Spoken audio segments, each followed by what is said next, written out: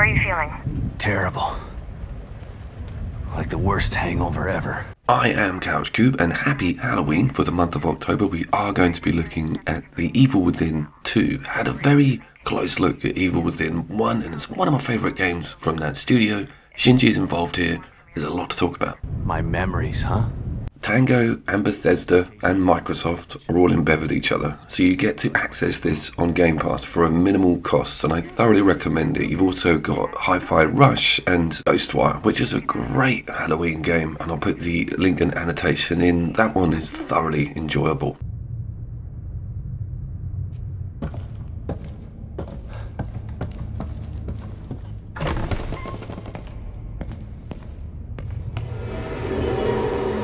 What the? Shinji's very good at sort of cherry picking cool stuff from the horror sphere, be it film or book or even reference on a visual level. This very much reminds me of a film called The Cell, which has got Jennifer Lopez in it. This front end does a really good job of establishing sort of Sebastian's situation. You see a few familiar faces from the previous game, and you're using an identical sort of upgrade system with that brain chair and using the gel from the downed enemies.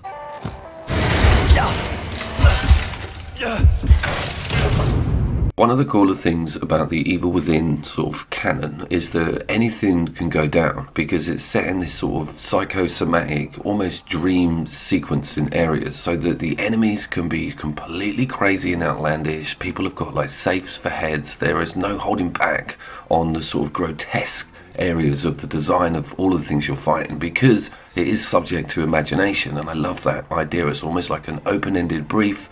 You don't have to stick to any rigidity. It's also the best looking Evil Within, obviously newer than the original. This second one really comes in quite strong with some very cool lighting. We're not seeing modern ray tracing effects here. I think this is around 2019 on release, but it's still very pretty. More importantly, it's brilliantly atmospheric, with reflections in the right place, light hitting good areas, and giving you the mechanics to make you feel like A, you're vulnerable, but B, you're a stealthy little sod who likes to neck stab zombies in the darkness. Let's just talk about those controls briefly. Strangest thing has happened. The Cyberpunk, of all things, update 2.0 switched the controls around and took crouch away from circle and made it R3, I think. It's one of the stick buttons anyway.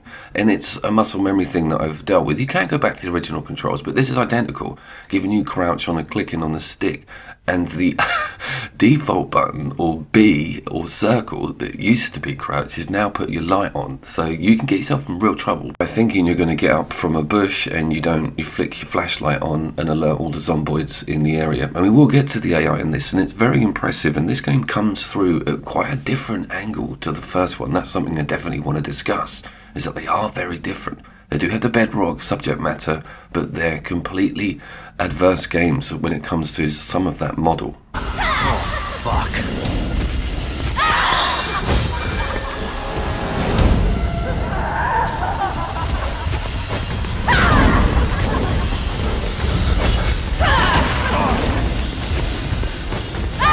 Let's just finish on the game's look very quickly. Despite some of its great lighting and scenes, you do catch yourself gasping at some textures. Now, I'm running this over on my PC. It's kind of on high. It's at 1080. I've got 60 frames per second. But you'll look in areas of the map and you'll think, blimey, there wasn't a lot of quality check here. But that brings me on to its whole setup. It's so much bigger than the Evil Within 1. You're not cordoned in, you're not doing these like corridor sort of slash mini arenas. You're kind of given a massive map to deal with, and that's very refreshing and a very cool angle on the game's concept. This is basically a survival game mixed in with some sort of over-shoulder shooting and massive amounts of stealth. The idea is to not expend all of your bullets and different apparatus on these things. You've got to coax them into looking for you and get backstabs, and make sure you've brought some pistol ammo to the party before approaching some of these things on the trains. This one I just had some glass bottles left. It didn't work.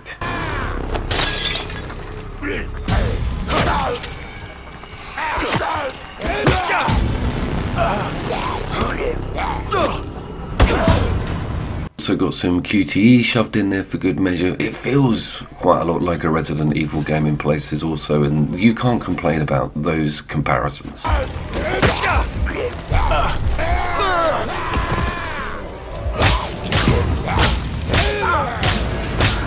camera also will accidentally hide a lot of the action or cool death cutscenes from you, but that's by the by. These are tiny things on a game that really is pretty damn pristine. I got sucked into this. The campaign is very enthralling, and you get given sort of little incremental upgrades, different weapons. You find a sniper, you've got to fix the barrel, the shotgun comes in, and you've got to start using your brain with how these things are all positioned in this larger map. You've got to ping things on the select screen. There's a hell of a lot more going on here. Despite not having any sort of official ray trace shadows in it, I'm always impressed at looking at how the foliage reflects onto the ground. AI also being extremely sensitive to noise, and you don't have a vision cone. There's no mini-map. All you've got is that stuff on the top left, but you do get an eye icon. So there's kind of a couple of statuses. One of them will be that they're looking for you, one of them will be that they can't see you, and then there's a scene, which means that they're coming straight after that location.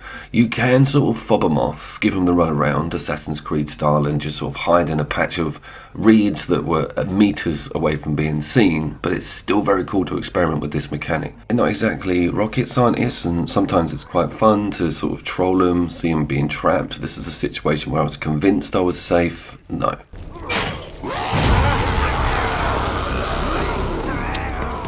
That brings me on to the crossbow and its attachments and additions, different ammo types and bolts. You can really have quite a good time with this. You've got electricity, you've got smoke, you've got a massive harpoon. You were given it sort of mid-game to early in the first one, but with this it's blatantly a bedrock mechanic, and you're crafting, adding new things onto it, making it sort of quicker. It really is your sort of go-to weapon. Ammo is quite scarce. The shotgun doesn't turn up as early as I'd like it, so you've got to start leaning on this thing for solutions.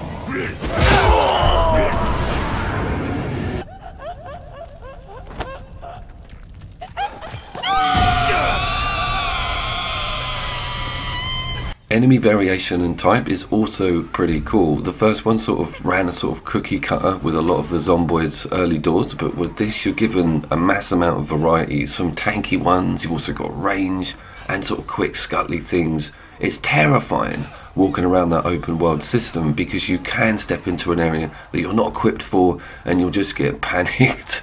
And of course the save system isn't too harsh. You do get some auto saves. It's not all about the manual stuff that you do in houses. The fire and explosive mechanics and the sort of promotion of all of that. There's barrels everywhere, you can tip them over. It's all about drawing them over to a particular spot and then bang. And it does feel a bit like that torque bow from Gears with that trajectory prediction line coming out. You get an idea of how to upgrade it and also give it more range. It's very clever with how much they give you to do with that particular weapon. You also got your standard pistol. Man, these things, they don't go down easy, and they move very fast, and they're quite bullet spongy. And of course they're quick and their detection's very high end, so dealing with a lot of these other creatures is particularly difficult, especially early on in the game. And I will say, you would have been introduced to a lot more bosses in Evil Within 1 by now. This one holds back on them a bit, giving you more sort of boss arena situations. You get locked into a small room and you'll have to deal with something quite formidable and multiple enemies normally, so it's cool on that front, but I would have liked to see a bit more character driven, singular, bigger bosses earlier.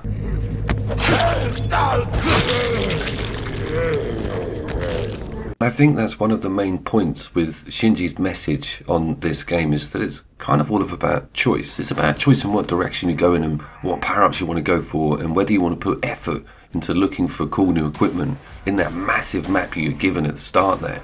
And there's also a lot of choice in how you take the zombies down, how you operate within that open world system, and what sort of things you prioritize and get to know, and how you use those safe houses. Being given that much freedom with this game model is very enjoyable, very different, and for me not as scary, but still really cool to see what you can come up with, or how quickly you can get through a problem that you may be slightly underranked or under-equipped to deal with.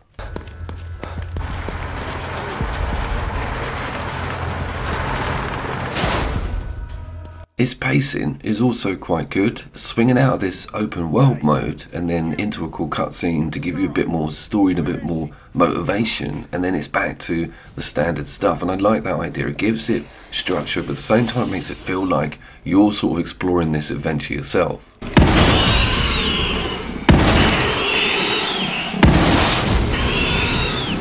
Is it better than the first one? Yeah, but in its own special way. The first one is quite suspense focused and really driven where it wants to take you and what it wants to show you, and its sort of pacing pillars. It's quite a cool game on a sort of horror front like that. The story's very cool. I don't know if I can compare the two stories because this one is so much something else. It's really a surprise, and I can't believe the numbers weren't that great on it. They must have been okay, and why on earth aren't we seeing a third edition?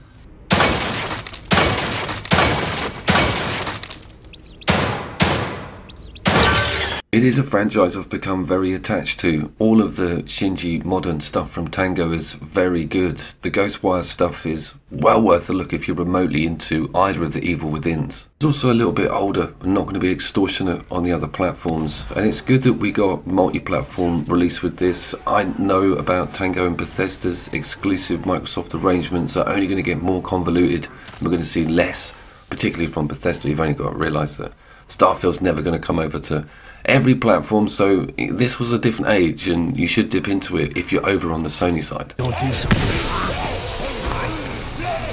I have of course been Couch Coop, and I will keep the Halloween content coming for this month, and thank you very much for getting this far in the video. Please like, please sub. I've got some film horror material, I'll put in the links. See you down there.